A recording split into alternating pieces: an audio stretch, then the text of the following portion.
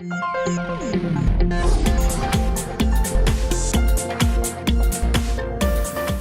pleased to welcome David Morgan, the founder of the Morgan Report. David, thank you for joining me today. My pleasure, thank you. So talk to us about the panel that you were just on. Well, we spoke about the silver market. That's what I was asked to speak about, where we are, should we be cautious, where we're going to be at the end of the year. So I just outlined, and one of the big questions that was, why is silver outperforming gold? That's an easy answer. It's a smaller market once you get enthusiasm. The other part of the question was, how do we know that we're truly in a bull market? And I had a three-part answer for that. When silver outperforms gold, you know you're in a bull market.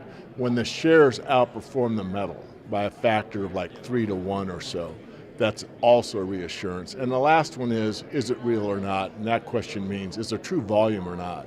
And there was significant volume through the mining sector this year, from the beginning of the year onwards. So if the bull market is intact, and we're going to go higher from here. Gotcha. So can you tell us at Minds and Money, what kind of questions have come up that you can share with our audience? Well, there's some caution, there's still people thinking that we'll see a new low in the market. I doubt that highly.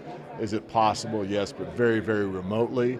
I think one of the big questions that I've addressed in the Morgan Report time and again is, with the shift in the currency domination factor, meaning the drift in the Asian countries, primarily led by China with the Asia Infrastructure Investment Bank, moving through the BRICS to reestablish, let's say, a challenge to the US dollar's almighty position.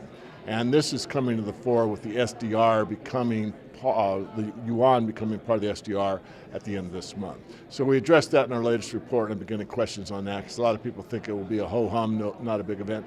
I think short term, it may be sort of unnoticeable by the market. It's hard to tell, I don't know. What I do know longer term is significant. Gotcha. Great, so is there anything by the year end that you expect? I do expect higher prices, but not significantly higher. I do technical work as well as fundamental analysis, and I'm looking for the $26 level in silver and the $15.50 level in gold.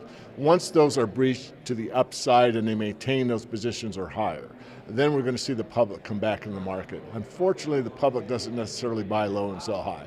They usually come in on momentum, and when there's a lot of, let's say their neighbors are buying, or a lot of momentum because others are doing it, they follow. The smart money's already in. You see some of the major banks in Norway and Switzerland that have bought into the mining sector already. And again, the smarter people have shifted out of the stock market, which in my view is totally overvalued by any metric you use, and into the metals. And gold is the most negatively correlated asset to the stock market. So smart money's here at the Minds and Money. All right, and how can viewers learn more from you, David? The easiest way is just go to the website, themorganreport.com, get on our free list, get Riches and Resources. I wrote every page myself. It's got 2 movies.